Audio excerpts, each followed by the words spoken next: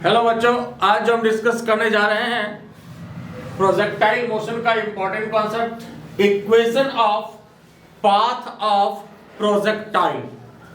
Projectile, जिस body को हम प्रोजेक्ट करते हैं उसी को प्रोजेक्टाइल कहा जाता है। मान लीजिए ये चौक है, सपोज इसको हम फेंक दें तो ये बॉडी क्या कहलाएगा? प्रोजेक्टाइल कहलाएगा। जिस बॉडी को प्रोजेक्ट करते हैं वह बॉडी खुद क्या कहलाता है? प्रोजेक्टाइल कहलाता है। वह बॉडी खुद क्या कहलाता है? प्रोजेक्टाइल कहलाता है। जिस पत्थर को मान लीजिए अगर हम प्रोजेक्ट करते हैं तो वह जो पत्थर होगा वही क्या कहलाएगा? प्रोजेक्टाइल कहलाएगा। आई बात समझ में? जिस बॉडी को प्रोजेक्ट करते हैं वह प्रोजेक्टाइल कहलाएगा। और यहाँ पर जो मेरा टारगेट है आज, सबसे पहले किसी भी प्रोजेक्टाइल के पाथ का इक्वेशन निकालना। देखिए, किसी भी पाथ का एक सर्टेन इक्वेशन होता है। किसी भी पाथ का एक सर्टेन इक्वेशन होता है। हर एक पाथ का एक सर्टेन इक्वेशन होता है। जैसे मैथमेटिक्स में आप लोग पढ़ते हैं, स्ट्रेट लाइन का एक सर्टेन इक्वेशन होता है, सर्किल का एक सर्टेन इक्वेशन होता है, पाराबोला का भी उसी तरह से एक सर्टेन इक्वेशन होता है। तो यहाँ प्रोजेक्टाइल पाथ भी मैथमेटिक्स के अनुसार इसको क्या बोलते हैं? Parabolic path. मैथमेटिक्स में प्रोजेक्टाइल पाथ को पाराबोलिक पाथ बोला जाता है। तो इसका भी एक सर्टेन इक्वेशन होता है, होना चाहिए। ठीक है, एक सर्टेन इक्वेशन होना चाहिए। तो यहाँ पर देखिए, जैसे किसी भी पार्टिकल को प्रोजेक्ट किया गया है किसी भी सर्टेन वेलोसिटी से, किसी भी सर्टेन वेलोसिटी से प्रोजेक्ट किया जा रहा है। मान लो यहाँ पर u वेलोसिटी से हम इसको प्रोजेक्ट करते हैं। ये एंगल कितना है? थीटा है। u को क्या बोलेंगे? Velocity of projection. थीटा को क्या बोलते हैं? Angle of projection. थीटा को क्या बोलते हैं? Angle of projection. u को क्या बोलते हैं? Velocity of projection. u cos theta कैसा वेलोसिटी है? हॉरिजॉन्टल वेलोसिटी या horizontal component of velocity. u sin theta कैसा वेलोसिटी है? वर्टिकल वेलोसिटी या वर्टिकल कंपोनेंट ऑफ वेलोसिटी।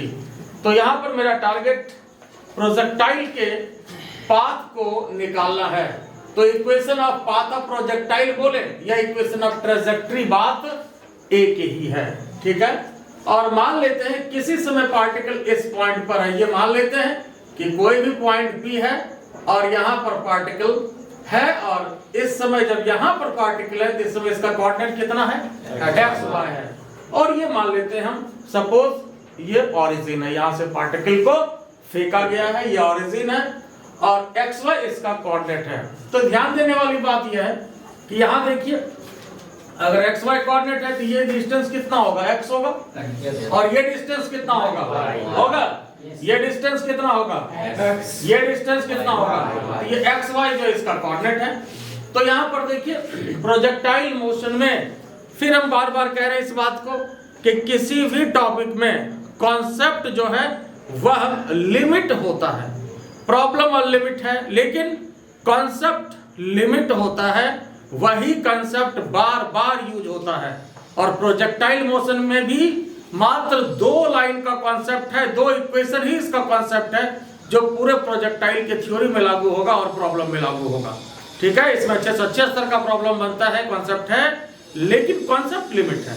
ठीक है, तो यहाँ पर देखिए, एक बार हॉरिजॉन्टल डायरेक्शन में लगाएंगे, कॉन्सेप्ट यहाँ पर यही है। एक बार इक्वेशन हॉरिजॉन्टल डायरेक्शन के लिए होगा और एक बार वर्टिकल डायरेक्शन के लिए लगाएंगे। एक बार हॉरिजॉन्टल डायरेक्शन के लिए लगाएंगे और एक बार वर्टिकल डायरेक्शन के लिए लगाएंगे। ये बताइए, हॉरिजॉन्टल वेलोसिटी हमेशा क्या होता है? कांस्टेंट होता है। बिल्कुल सही, हॉरिजॉन्टल वेलोसिटी हमेशा ही कांस्टेंट होता है। वर्टिकल वेलोसिटी चेंज करता रहता है। वर्टिकल वेलोसिटी क्या होता है? चेंज करता है। ये पता है? एक बात है, मान लेते हैं कि यहाँ से यहाँ तक जाने में समय कितना लगता है? सपोज t लगा। कितना टाइम लगा? तो यहाँ पर हम बात कर रहे हैं सबसे पहले हॉरिजॉन्टल डायरेक्शन के लिए। ठीक है, तो यहाँ देखते हैं बात, सबसे पहले फॉर हॉरिजॉन्टल डायरेक्शन की बात कर रहे हैं। हॉरिजॉन्टल डायरेक्शन की बात कर रहे हैं और हॉरिजॉन्टल डायरेक्शन के लिए कितना डिस्टेंस कवर किया? x अगर पार्टिकल यहां से यहां आता है तो कितना डिस्टेंस कवर किया? x किया। तो अगर x हम निकालना चाहें तो x के लिए क्या लिखिएगा आप लोग बताइए? तो x के लिए क्या इक्वेशन लिखेंगे ये बताइए? इस डायरेक्शन में जाने के लिए कौन सा वेलोसिटी जिम्मेदार है? तो क्या इक्वेशन होना चाहिए? u cos theta into t। अब यहाँ पर जनरल t होगा, नॉट कैपिटल T, इसलिए कि हम यहाँ पर आने की बात कर रहे हैं। ये यहाँ आने की बात नहीं है, कहीं भी कोई भी पॉइंट हम लोग ले रहे हैं, ठीक है? ये कहीं भी कोई भी पॉइंट हम लोग ले रहे हैं। तो यहाँ पर u cos theta into t। बोलो इसमें कोई तकलीफ है? तो ये आपका हो गया इक्वेशन फर्स्ट। तो हमने जो कहा कि प्रोजेक्टाइल में दो ही लाइन का कॉन्सेप्ट है, उसका आपका एक लाइन तो समझिए बस यही हो गया, u cos theta into t। Horizontal direction में हर जगह इक्वेशन यही लगाना है, चाहे थ्योरी हो या प्रॉब्लम, और हम लोग देखेंगे भी इन जनरल यही लागू होता है। तो ये हॉरिजॉन्टल डायरेक्शन की बात हुई। अब फिर आइए वर्टिकल डायरेक्शन की बात। तो वर्टिकल डायरेक्शन में क्या इक्वेशन लिया जाएगा? फॉर वर्टिकल डायरेक्शन बोली तो साहब, वर्टिकल डायरेक्शन तो कहने का मतलब y लेना है ना यहाँ पर। वर्टिकल डायरेक्शन में क्या लेना है? y लेना है। तो इसके लिए क्या इक्वेशन होना चाहिए? u sin theta t minus half g t। बिल्कुल सही, बस यही प्रोजेक्टाइल मोशन का कॉन्सेप्ट है, इससे ज्यादा प्रोजेक्टाइल का कॉन्सेप्ट कुछ नहीं है। बस यही दो लाइन मेजर कॉन्सेप्ट है प्रोजेक्टाइल मोशन का, ठीक है? तो यहाँ पर इसके लिए u sin theta t minus half g t square. इसको फिर देखिए, वर्टिकल डायरेक्शन की बात कर रहे हैं। वर्टिकल डायरेक्शन के लिए कौन सा वेलोसिटी रिस्पांसिबल है? u sin theta. कौन सा वेलोसिटी? तो ut minus half g t square, और ऊपर जा रहा है माइनस साइन लगेगा, हाफ जी टी स्क्वायर यहाँ लगेगा, तो ut minus half g t square. और हॉरिजॉन्टल डायरेक्शन में ये फैक्टर आपका 0 हो जाता था। ये जो है बेसिक डिफरेंस है। आई बात समझ में? तो ये हो गया इक्वेशन 2। कोई दिक्कत इसमें? तो y equal to ut minus half g t square. u के स्थान पर u sin theta t minus half g t square. फिर से करें, बस यही दो लाइन प्रोजेक्टाइल मोशन का कॉन्सेप्ट है जो कि आपको बार बार यूज होगा। तो आप देखेंगे कॉन्सेप्ट आपका यही लगेगा, ठीक है? चाहे कोई भी थ्योरी हो, चाहे कोई भी प्रॉब्लम हो, तो इस चीज को जब आप पकड़ेंगे, जब इस चीज को आप समझेंगे, तो फिर फिजिक्स आपको सबसे आसान लगेगा, ठीक है? इसलिए समझना है, कॉन्सेप्ट को पकड़ना है। हर जगह सिमिलर बात होती है तो सिमिलरिटी को पकड़ना है, ठीक है? तो अब यहाँ पर देखिए, फर्स्ट से t का वैल्यू कितना हो जाएगा जरा बताइए तो। हाँ, t का वैल्यू कितना हो जाएगा? t का वैल्यू कितना हो जाएगा? x upon. कोई दिक्कत इसमें? अब इसी t का वैल्यू क्या करते हैं यहाँ पर equation putting in equation 2।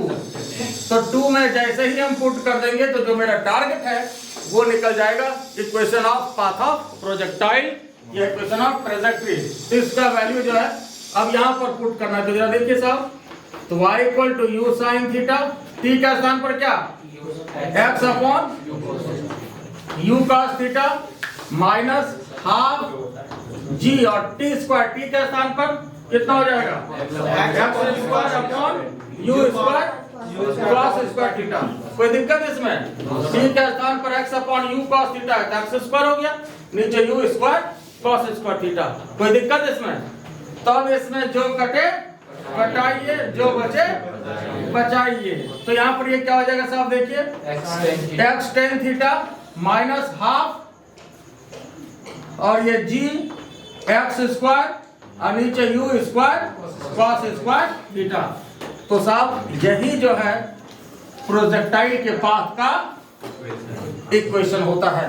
This is the path of projectile, equation of path of projectile, equation of path of projectile. यही जो है प्रोजेक्टाइल के पाथ का इक्वेशन होता है। और खास बात यह है कि मैथमेटिक्स के हिसाब से यह जो इक्वेशन है, ये इक्वेशन मैथमेटिक्स के हिसाब से पाराबोला का इक्वेशन होता है। किसका इक्वेशन होता है? पाराबोला का इक्वेशन होता है, और इस वजह से इसको पाराबोलिक पाथ भी कहा जाता है। आई बात समझ में? एक बार हम इस इक्वेशन को ऊपर भी लिख देते हैं, इधर आप लोग लिख लीजिए तब तक। यहां पर इसको एक बार ऊपर लिख दे रहे हैं, साइड नीचे कट रहा हो तो x tan theta minus half g x square upon u square cos square theta. और वास्तव में मैथमेटिक्स के हिसाब से ये पाराबोला का जनरल इक्वेशन है। This is the general equation of parabola. This is general equation of parabola. General equation of parabola mathematics के हिसाब से जनरल इक्वेशन ऑफ पाराबोला ये होता है। फिगर बना हुआ है, general equation of parabola. Hence path of projectile, path of projectile कैसा होता है साहब? पाराबोलिक, पाराबोलिक पाथ होता है। Path of projectile is parabolic. Mathematics के हिसाब से इस पाथ को पाराबोलिक पाथ भी कहा जाता है, और ऐसे फिजिक्स में हम लोग इन जनरल प्रोजेक्टाइल पाथ इसको कहते हैं, प्रोजेक्टाइल पाथ कहा जाता है। बोले यहां तक किसी को कोई दिक्कत है? तो ये प्रोजेक्टाइल के पाथ का एक सर्टेन इक्वेशन है, और इसके बाद हम कुछ विशेष इक्वेशन पर भी आपको हम डिस्कस कर रहे हैं, जिसको कि फिजिक्स के लिए याद रखना बहुत जरूरी है। तो पहले इसको लिख लीजिए, थोड़ा मैं साइड हो लेता हूं। देखिए अभी हम लोगों ने देखा equation of path of projectile. Equation of path of projectile जो भी आपको ऊपर में लिखा हुआ है, equation of path of projectile या इक्वेशन ऑफ ट्रेजेक्ट्री। खास बात यह है कि देखिए कोई भी चीज का जो इक्वेशन होता है उसमें x और y दोनों शामिल होता है। तो पाथ ऑफ प्रोजेक्टाइल का जो इक्वेशन है इसमें भी देखिए y और x दोनों शामिल है। ठीक है, तो देखिए कुछ इक्वेशन यहां पर हम आपको डिस्कस कर रहे हैं जिसकी आपको पूरे फिजिक्स में लगभग हर टॉपिक में जरूरत पड़ेगी। 2-3 इक्वेशन आपको देते हैं जिसको कि हमेशा आपको याद रखना है। ठीक है, और ये सारे जो भी इक्वेशन है उसके सब 2-3 इक्वेशन आपको डिस्कस कर रहे हैं, और ये अपने आप में जो है मान के चलिएगा कि कम से कम 2000 क्वेश्चन है। एक इक्वेशन 1000 क्वेश्चन है। ठीक है, कैसे है वो आपको समय के साथ पता चलता जाएगा। इवन ये फिजिक्स के लिए तो जरूरी है ही, और ये मैथमेटिक्स का तो चीज ही है। ठीक है, तो हर एक चीज का, हर एक पाथ का एक सर्टेन इक्वेशन होता है। तो यहां पर सबसे इंपॉर्टेंट इक्वेशन सबसे पहला याद रखिएगा आप लोग, y = mx। This is equation of a straight line passing through origin with slope m। y = mx अगर इस सूरत का कहीं इक्वेशन मिल जाए, जैसे मान लो y = 4x अगर ऐसा दे दे, y = 5x ऐसा दे दे, जैसे आप लोग अंडर 10 में इस तरह का ग्राफ बनाए होंगे, y = 5x का ग्राफ, y = 4x का ग्राफ ऐसा बनाए होंगे आप लोग। और ग्राफ जब बनाते होंगे तो आपको जो है आपके सर जो देखने के साथ ही कह देते होंगे ठीक है बेटा सही है, या गलत होता है तो गलत है, वो देखने के साथ ही कह देते हैं। तो कारण उसका है कि यहाँ पर उनको पता है कि इक्वेशन ही स्ट्रेट लाइन का है। अगर स्ट्रेट लाइन ग्राफ में आ रहा है तो सही है, और स्ट्रेट लाइन नहीं है आपने ऐसे ऐसे कर दिया तो देखना है क्या उसमें गलत हो गया, सीधी बात है। क्योंकि इक्वेशन स्ट्रेट लाइन का है, ये आपको उस समय पता नहीं होता, लेकिन सर को तो पता है कि स्ट्रेट लाइन का इक्वेशन हमने दिया है इसको। ठीक है, तो ये जो है इक्वेशन ही स्ट्रेट लाइन का है। तो y = mx, जैसे y = 4x, y = 5x, अगर इस तरह का सूरत कहीं इक्वेशन का मिल जाए तो इसका मतलब ये स्ट्रेट लाइन का इक्वेशन होगा। ठीक है, और यही नहीं, जैसे y = अगर 4x हमने दिया तो कहने का मतलब यहां पर क्या हो जाएगा कि y is directly proportional to x। 4 तो कांस्टेंट हो गया, y is directly proportional to x। 4, 5 ये तो कांस्टेंट है।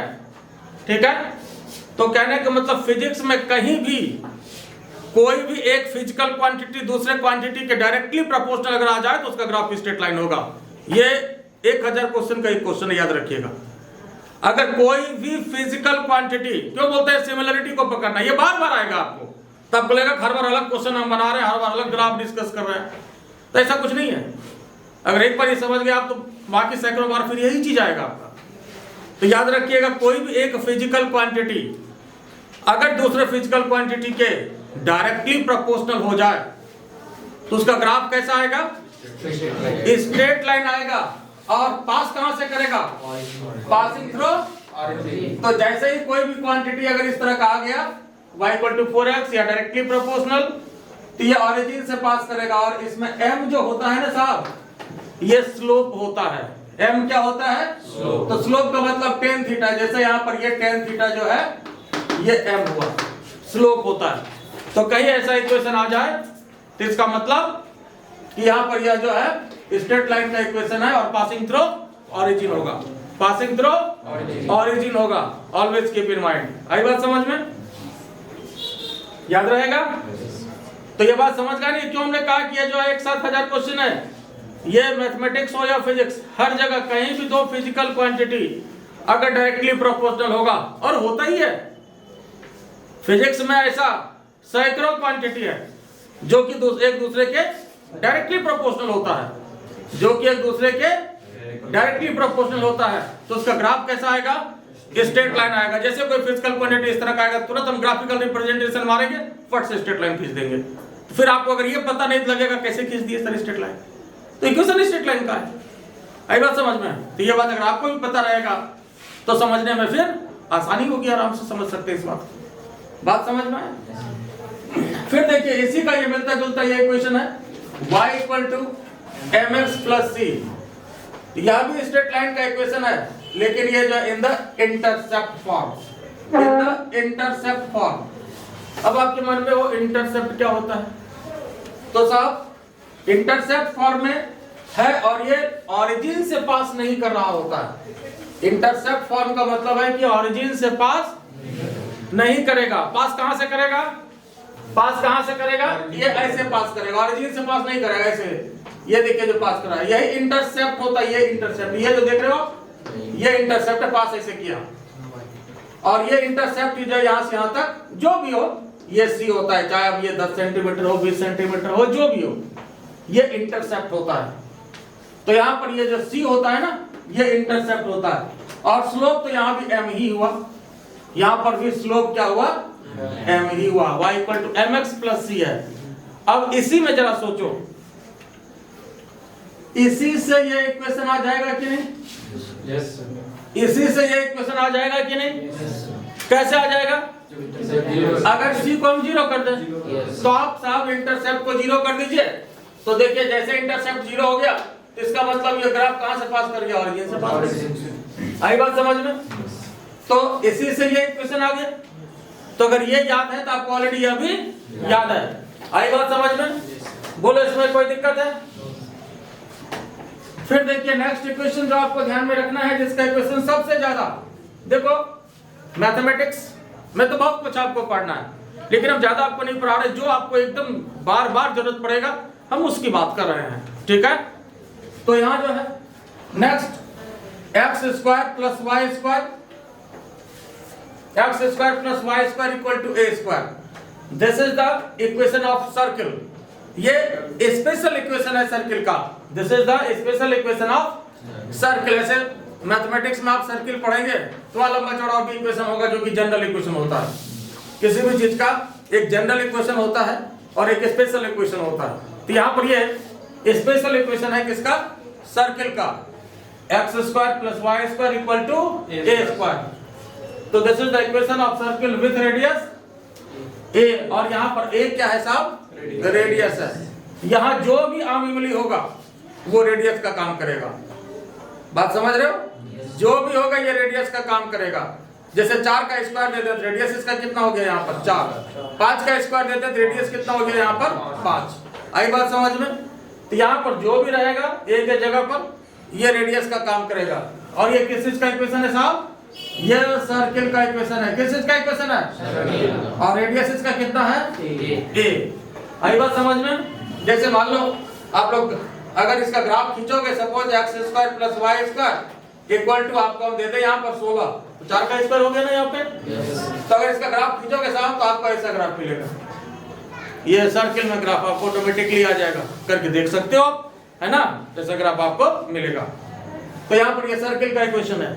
फिर देखिए ये हम आपको लास्ट इक्वेशन दे रहे हैं,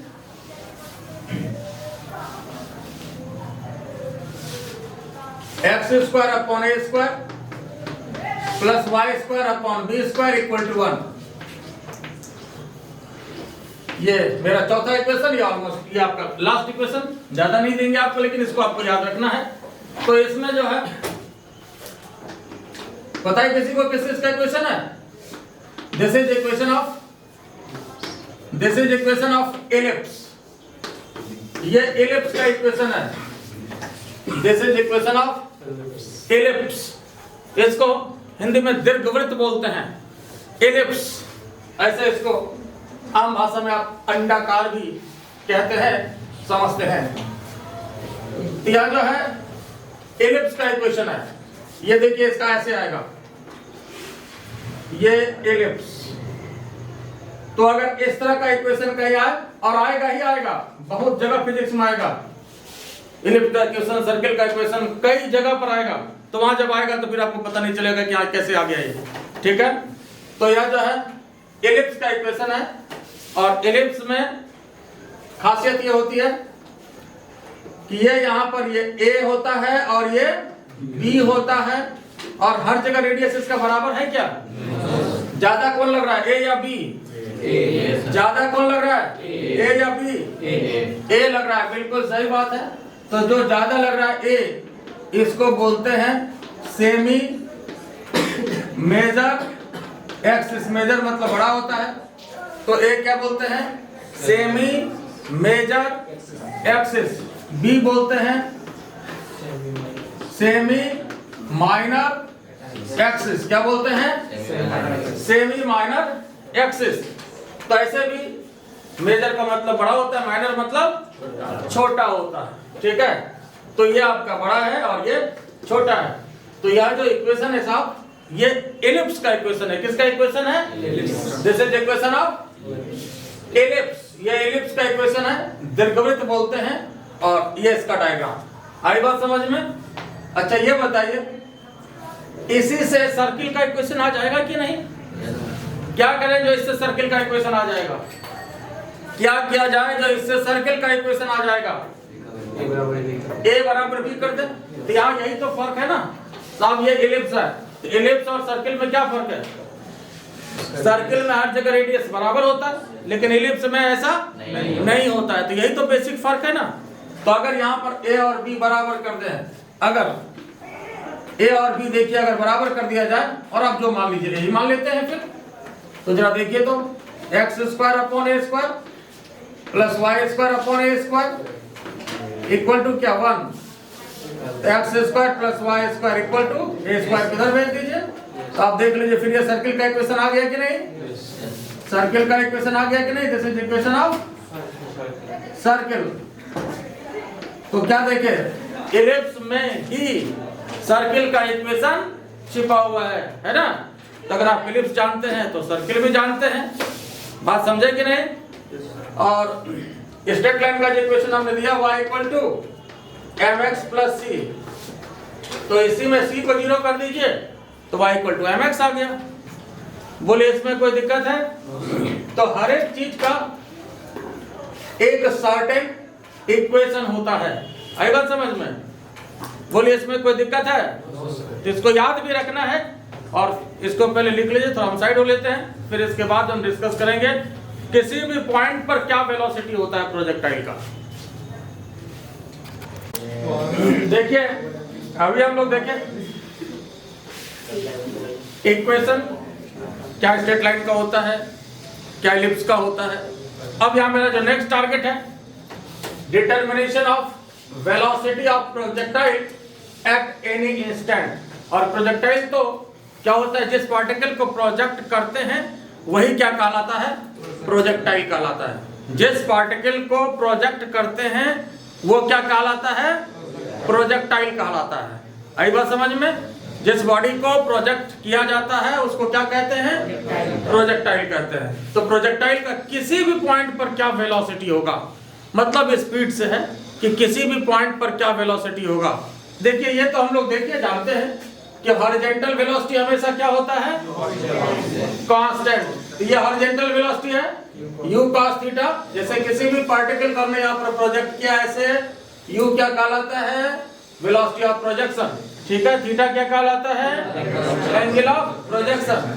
तो ये u cos थीटा इधर u sin theta. Vertical component of velocity u sin theta, horizontal component of velocity u cos theta.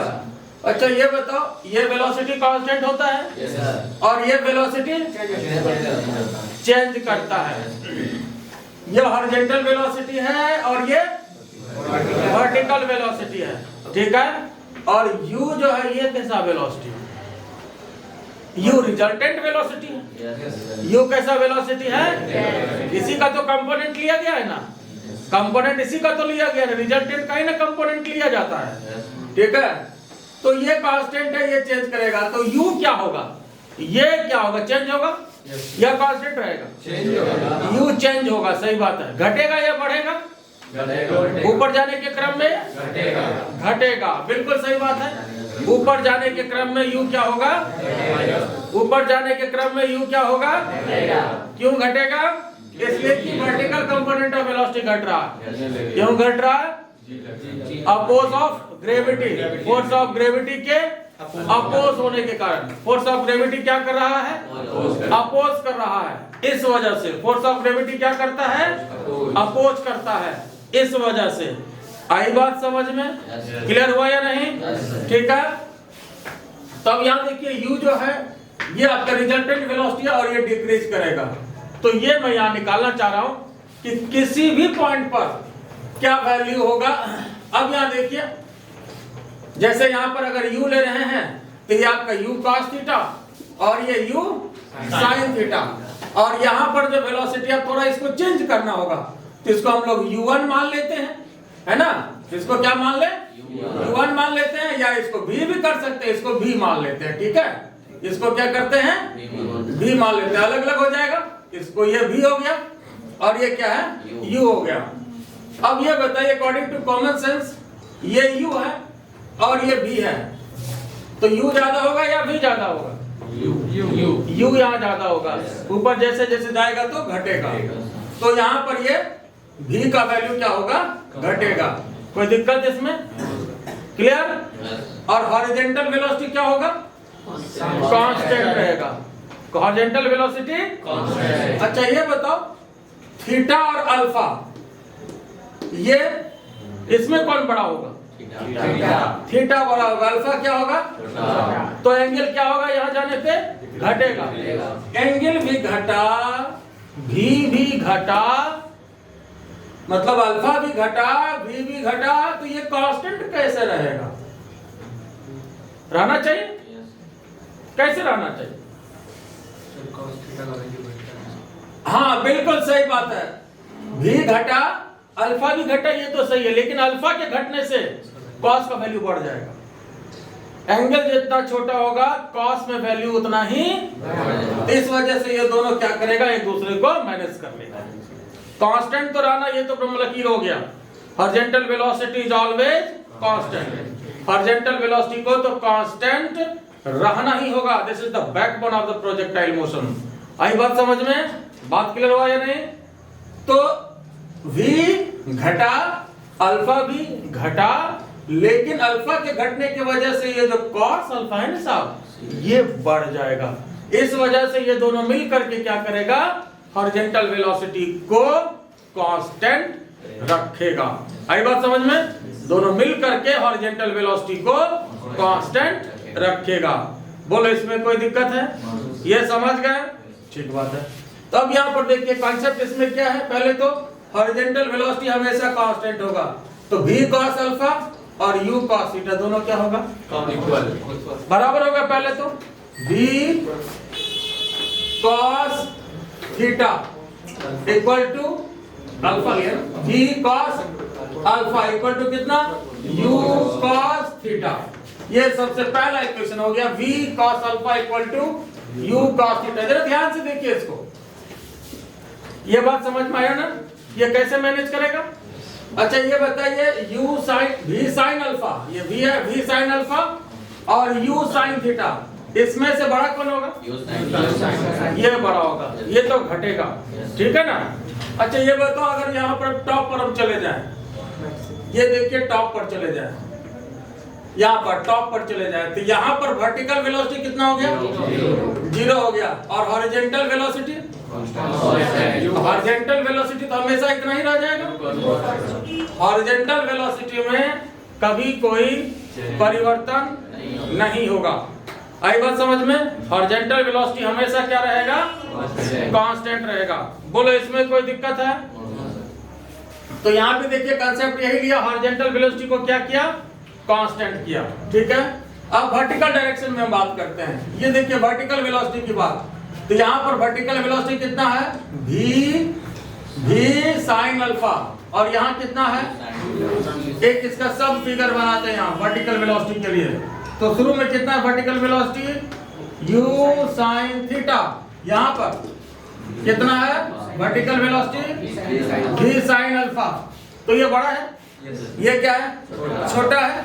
और मान लेते हैं कि यहाँ से यहाँ आने में समय कितना लगा? t लगा।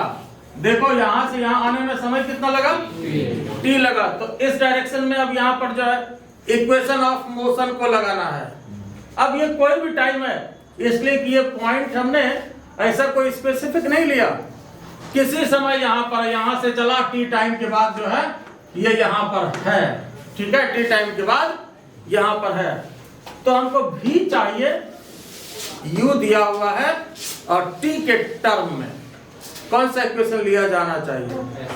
v equal to u minus at मतलब gt। तो v के स्थान पर कितना दे देंगे साहब? v sin alpha, v equal to यही ना u sin theta minus gt। तो v equal to u minus at वाला फॉर्मूला लगा यहाँ पर। क्या लगा? v इक्वल टू, क्योंकि हमको टाइम का टर्म चाहिए। क्या चाहिए? टाइम का टर्म चाहिए। तो v equal to u minus gt। बोलो कोई तकलीफ है इसमें? तो ये मान लीजिए इक्वेशन 2। और फिजिक्स इसमें बस इतना ही है। एक बार हॉरिजॉन्टल वेलोसिटी को क्या किया? कांस्टेंट किया और v equal to u minus gt, v equal to u minus gt at जो कहिए, ठीक है। तो अब देखो हमारे पास v cos अल्फा है, v sin अल्फा है। v cos alpha, v sin alpha चाहिए v cos अल्फा आपके पास है, v sin अल्फा आपके पास है, v चाहिए। क्या करोगे? देखिए यह भी एक टाइप ऑफ कॉन्सेप्ट है। जब भी आपके पास cos sin के रूप में हो कुछ भी, अगर मान लीजिए v cos अल्फा इधर कुछ भी हो, v sin अल्फा है और हमको v निकालना है, मेरे को v निकालना है और अल्फा को हटाना यहाँ से, तो क्या करना चाहिए? क्या करना चाहिए? कई बार ऐसा आया है पहले भी। तो इसका इकलौता तरीका है, क्या तरीका है? Squaring and adding. क्या करिए इसमें? Squaring and. कई बार ये फिजिक्स और मैथमेटिक्स में आपको बराबर जरूरत पड़ता है इसका। तो इसका क्या करना पड़ेगा? इसमें क्या करना पड़ेगा? Squaring and adding. तो इसको b square cos square alpha, और अब बोलते चलिए आप लोग, तो ये v square sin square alpha, इसका स्क्वायर क्या? स्क्वायर क्या? दोनों का ऐड करेंगे। समझिए पहले स्क्वायरिंग एंड एडिंग किसको? Equation first and second. तब फिर यहाँ इसको स्क्वायर करिए, u square cos square theta plus, अब इसको स्क्वायर करेंगे u sin theta minus gt, इसका स्क्वायर। बात समझ रहे हो ना? अब यहाँ देखिए फिर इसको लिख रहे हैं, तो v स्क्वायर यहाँ कॉमन करेंगे, cos square alpha sin square alpha, ठीक है। तो और इसके बाद अब यहाँ पर ये क्या हो जाएगा साहब? देख लीजिए। अब इसको समझाने के लिए था, इसको हटा देते हैं। ये क्लियर हो गए? तो इसको मैं हटा देता हूँ। अब यहाँ देखिए साहब, तो क्या हो जाएगा? u square cos square theta, और यहाँ पर ये कितना हो जाएगा? a माइनस बी का होल स्क्वायर में है। ये क्या? a माइनस बी का है ना, ए माइनस बी का होल स्क्वायर, ये कितना हो जाएगा u square sine square theta A square plus B square.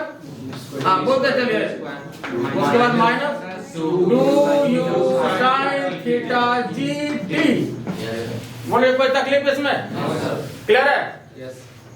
a minus B का होल स्क्वायर है A square plus B square minus 2ab। ठीक है, तो अब यहां पर ये बताओ साहब, cos square alpha plus sin square alpha कितना हो गया 1। तो यहाँ हो क्या क्या v स्क्वायर हो गया, इसके बाद यहाँ देखिए v स्क्वायर अपनी जगह पर है, ये कर दिया 1। अब इधर चलो तो फिर इसमें भी u स्क्वायर कॉमन किया, cos square theta plus sin square theta, कोई तकलीफ इसमें? उसके बाद g square t square minus 2u sine theta g t, कोई दिक्कत इसमें? फिर जरा देखिए साहब, cos square theta plus sin square theta कितना हो गया? हो गया, कोई तकलीफ इसमें? cos square theta plus sin square theta कितना हो गया? कोई दिक्कत इसमें?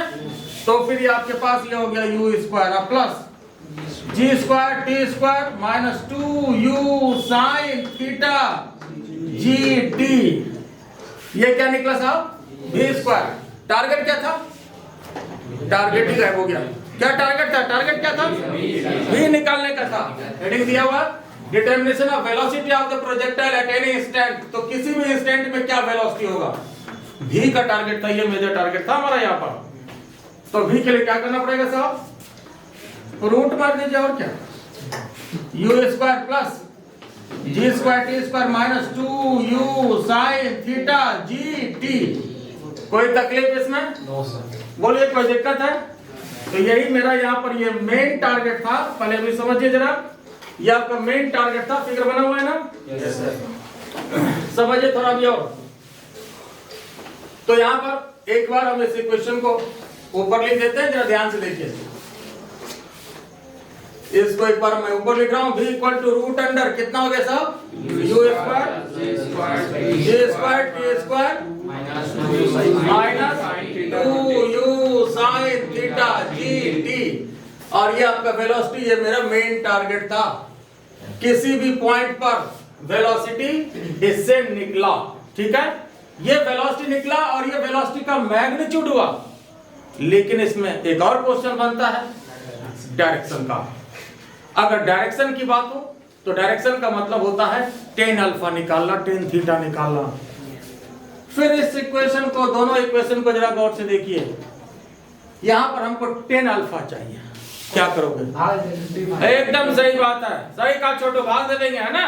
तो क्या करना है, इसमें इसको डिवाइड कर देना है इक्वेशन 2 में 1 को, और ये बराबर आएगा। ये टाइप ऑफ कॉन्सेप्ट है, जहां भी कॉस साइन का रूप हो, है ना, अल्फा को हटाना हो तो क्या किया? स्क्वायरिंग एंड एडिंग करना होगा। क्या करना है? स्क्वायरिंग एंड एडिंग करना है। टेन अल्फा निकालना हो, v को हटाना हो तो डिवाइड कर दीजिए, v का मैदान साफ हो जाएगा, टेन अल्फा आपको मिल जाएगा। आई बात समझ में? तो अब यहाँ डायरेक्शन की अगर बात करते हैं, डायरेक्शन की अगर बात करते हैं तो इसमें इसको डिवाइड कर दीजिए। तो साहब v लो यहाँ लिख भी दें, डिवाइडिंग करना है। किसमें किसको डिवाइडिंग करना है? 2 में 1 को डिवाइड करना, ठीक है। तो साहब कितना हो गया देखिए, तो v साइन अल्फा और नीचे और यहाँ पर कितना हो गया? u sign theta minus g t और नीचे क्या? u। कोई तकलीफ इसमें? v देख लीजिए कट गया, sin alpha upon cos alpha tan alpha. तो tan alpha equal to u sin theta minus g t upon u cos theta, u cos theta. तो टेन अल्फा के लिए तो यही हो गया। और अगर अल्फा की बात करें साहब तो टेन इनवर्स में बोला जाता है, टेन इनवर्स। बाकी अपने जगह पर यहाँ दे दीजिए, you sin theta minus g t upon u cos theta. बोलो कोई दिक्कत है? तो ये अल्फा के लिए हो गया। बोलिए इसमें कोई तकलीफ है? ये समझ गए? और इसको याद रखिएगा, बस इसका जो है कॉन्सेप्ट यहाँ पर यही है। और ये मैथमेटिकल कॉन्सेप्ट है कि जब भी कॉस साइन के रूप में आपको कोई चीज आता है है ना। सपोज जैसे मान लो आ गया कुछ भी, जैसे v cos alpha equal to a v sin alpha equal to b। अब यहाँ पर आपको जैसे v निकालना है सपोज, तो क्या करेंगे? Squaring raiding. अल्फा को भगाना हमको, तो अल्फा को भगाना तो उसके लिए इकलौता तरीका स्क्वायरिंग रेडिंग करिए। sin square plus cos square alpha आएगा 1 हो जाएगा, मैदान साफ हो जाएगा। आई बात समझ में? अब मान लीजिए यहाँ पर आपको भी कोई हटाना है, डिपेंडिंग अपॉन क्वेश्चन। मान लो क्वेश्चन में भी कोई हटाना है, हमको अल्फा ही दिया हुआ है क्वेश्चन में, तो क्या करेंगे? डिवाइडिंग कर देंगे। ये जनरल कॉन्सेप्ट है मैथमेटिक्स का। आई बात समझ में? ये क्लियर हो गया? तो इस तरह से किसी भी पॉइंट पर वेलोसिटी का ये मैग्नीट्यूड निकला, और ये क्या निकला साहब? डायरेक्शन, मतलब एंगल किसी भी पॉइंट पर क्या होगा, ये इसके लिए निकला। बात समझ गए? किसी भी पॉइंट पर क्यों हुआ, तो यहां पर जो आपको टाइम लेना है ले लीजिए, उस टाइम पर ये आपको वेलोसिटी को देगा। आई बात समझ में? और ये कैसा वेलोसिटी है? हॉरिजॉन्टल या वर्टिकल या रिजल्टेंट? कैसा वेलोसिटी है? तो ये रिजल्टेंट वेलोसिटी होगा, क्योंकि हम यहाँ पर हॉरिजॉन्टल वर्टिकल की बात तो नहीं कर रहे। कुछ नहीं बोले तो रिजल्टेंट, कुछ नहीं बोले तो। बात समझ गए ना? बोले इसमें कोई दिक्कत है? ये समझ गए? क्लियर? तो चलिए ठीक है, तो इसको लिख लीजिए, और अच्छा लगे तो हाँ, ठोको like, subscribe. Thank you very much to all of you.